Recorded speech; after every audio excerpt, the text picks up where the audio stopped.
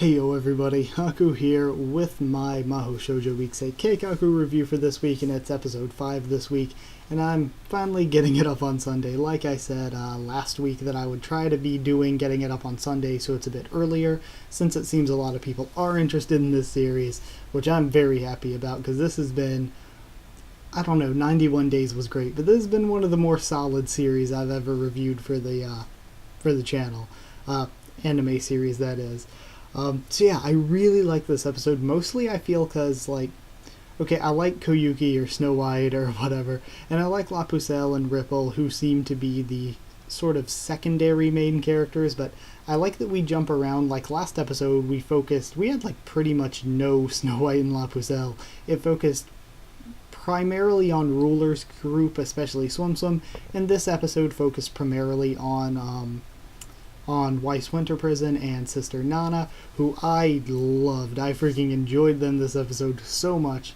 So I really like this one. There were a lot of surprises, a lot of basically most of the episode was just like exposition, just really pushing us forward with information. So let's go through it part by part. First off, we have Nana continuing on the meeting that we had with her and Winter Prison and Ripple and Top Speed, but she's against the survival game system, which good, because I always think, if I was in this situation in real life, I would be like, what if we just fight back against Bob? Why do we have to just sit back and take this? Why do we have to kill each other and be threatened with death? Yeah, this isn't a good system. So yeah, I am totally all for Nana here, just saying we should petition to them. We should say we ain't doing this crap. So she filed a report to the admins through Fav, and then we have a quick Ripple flashback. Just we keep getting these tiny flashes for Ripple that we're not getting a full explained backstory, but we're just getting flashes of it right now just to build some interest. Top Speed does say something that I find really interesting here. She says she doesn't want to die for 6 more months. And the first thing I thought of, I was like, is she pregnant in real life? She doesn't want to die for 6 months. That's like the only thing I could think of that you would put a timetable on your death. But I don't know what else she'd be waiting 6 months for. Maybe that Polt Monmusu OVA is coming out. She's like, I gotta see that before I die. That's actually a couple weeks though, so very, very excited to be seeing that when it comes out in a couple weeks. But the Peaky Angels are also spreading lies about the other girls, while Swim Swim is planning to steal candies again. So Swim Swim, seeming like she could end up being a bad guy, since she is sort of just, her morals are very all over the place. I like that it's a non-linear moral system, where she's like, she's not necessarily a bad person, she's just a little kid who, she's doing what benefits her because she thinks that's what's right, and, doing whatever to reach her goals because she isn't really old enough to know right and wrong. It's a weird moral system that I like that they threw in here.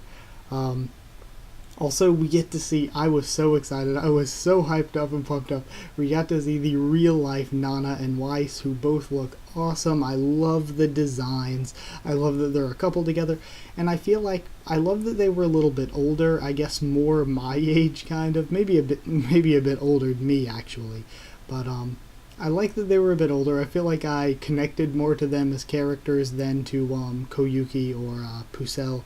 What's Pucelle's real name? Is it Soda? I think it was Soda. Because she keeps calling him So-chan. So I think it was Soda, but I cannot remember for the life of me.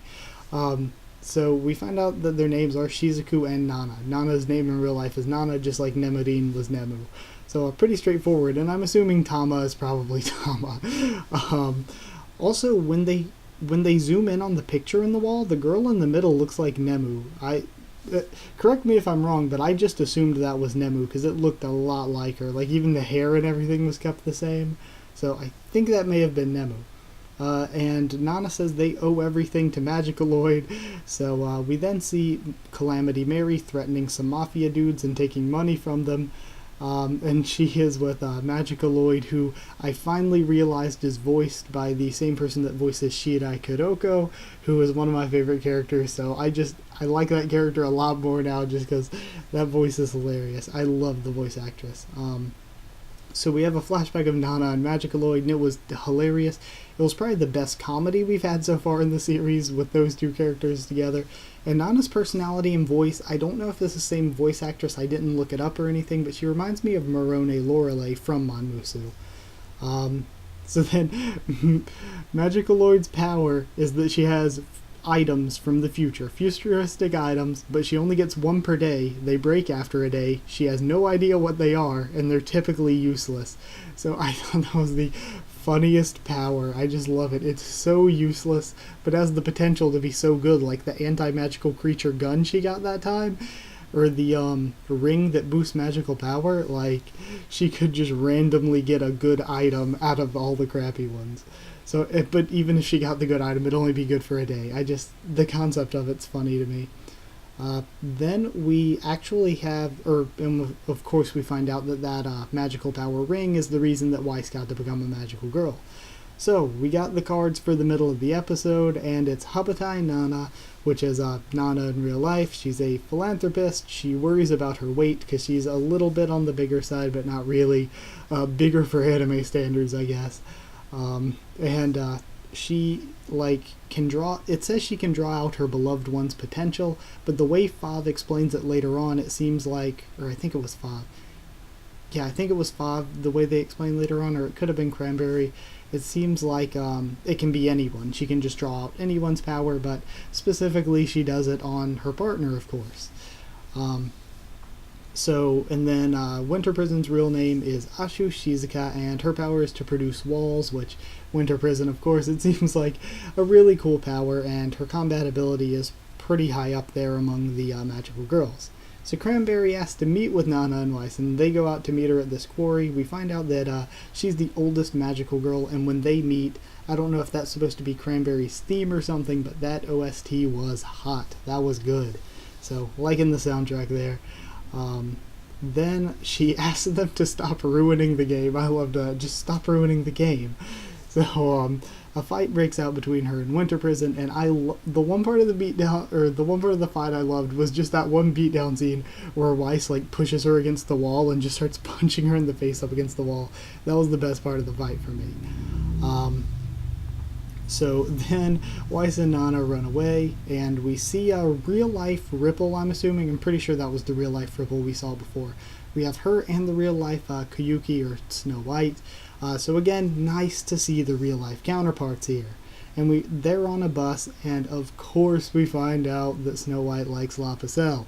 Of course, because the Death Flags couldn't get any more. Now that's the love interest, the mentor, and the childhood friend.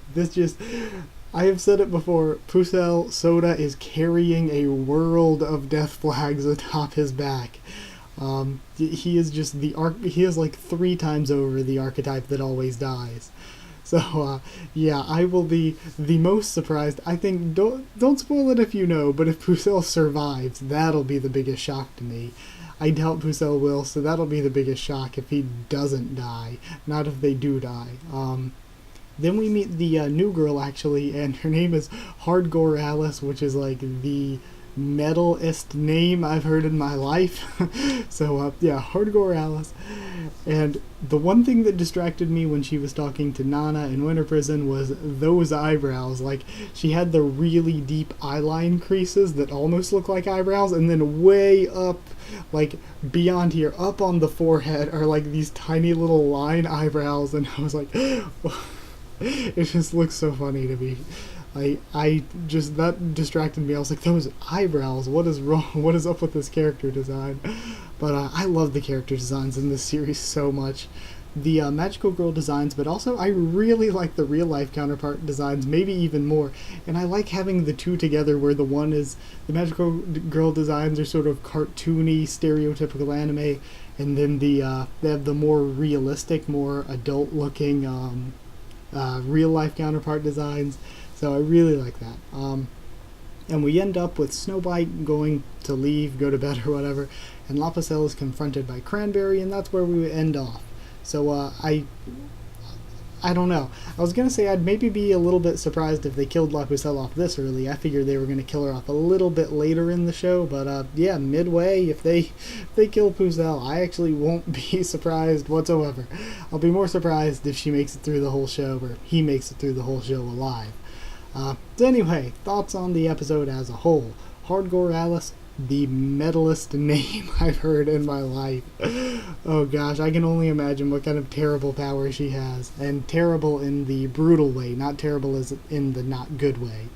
For this episode, what I loved the most, seeing more of the real life counterparts of the Magical Girls. That is what I've been saying I want more of this whole show, and I still think we could do with a little bit more even than what we got this episode, but this episode was good. Also, I do feel like I connect to and enjoy Weiss and Nana more than I do La Pucelle and Koyuki, but I do feel like La Pucelle and Nana are going to die still. They both very much in their own way seem like they are doomed for death in this series to push forward Weiss and Koyuki's characters and other things in the plot. So I still feel like those two are super dead right now. Top Speed, also, I think may be pregnant. That is just something I'm picking up here. And also, fuck Magicaloid. She is a dick. She just cares about the money and stuff. But I do think she's very funny, and I really love the, it's like this dick character, but you love them anyway. That's how I feel about Magicaloid right now. I love the voice, too. Shirai Kuroko's voice. And the voice actor does sort of a similar thing for it as well, a similar accent, so I like that. Cranberry, all kinds of sexy. Cranberry may be one of my favorites right now. She's working for Five. She's the bad guy, but I still just enjoy it. I enjoy bad guys and sometimes, so Cranberry is an enjoyable character for me right now. There was great comedy. This is the best comedy this episode that we've had all series so far with Nana and Magicaloid. So comedy was strong. The action was strong. This is some of the most action we've gotten. Maybe not the most action, but some of it. We had a nice little fight in there. And the tension was also done very well. To have that with the comedy and with the action in the same episode, it really felt really full and had a really wide range of what it did. Though most of the episode I feel was exposition, or at least most of the focus was on exposition and moving forward the plot rather than actually events. It focused on development. So yeah, there's definitely nothing wrong with that, and I really, really loved the episode. Near perfect, not the best that we've had in the series, but very, very good in my opinion. So I'll give it a 9 Yuri ships out of 10. I have no idea. 9 out of 10 though. I really, really loved it, and I really love Sister Nana and Weiss Winter Prison. They are probably I'd say Weiss might be my favorite character right now. I really, really like Weiss. I really like Cranberry as well, though. She's like the bad guy, but the bad guy that's still really cool. So those two I'm really liking right now. Magicaloid is like the love-hate thing, where like she's one of my favorites, but also one of my most hated at the same time. And because of her being sort of a dick like that, I don't think that she's going to survive either. I kind of picture her dying. I don't know. I kind of picture it happening. But either way, that's my thoughts on this episode, so be back next Sunday, I guess. Like if you did like this video, comment down there, tell me what you thought of this episode and what you thought of my thoughts on it. Subscribe for more Mahou Shoujo Weeksei Keikaku, and a ton more. Ton of other anime, ton of other manga, ton of other random other stuff. And that's it. So follow on Twitter if you want, and I'll try to keep you updated there on stuff for the channel as well. And yeah, so see ya all next time.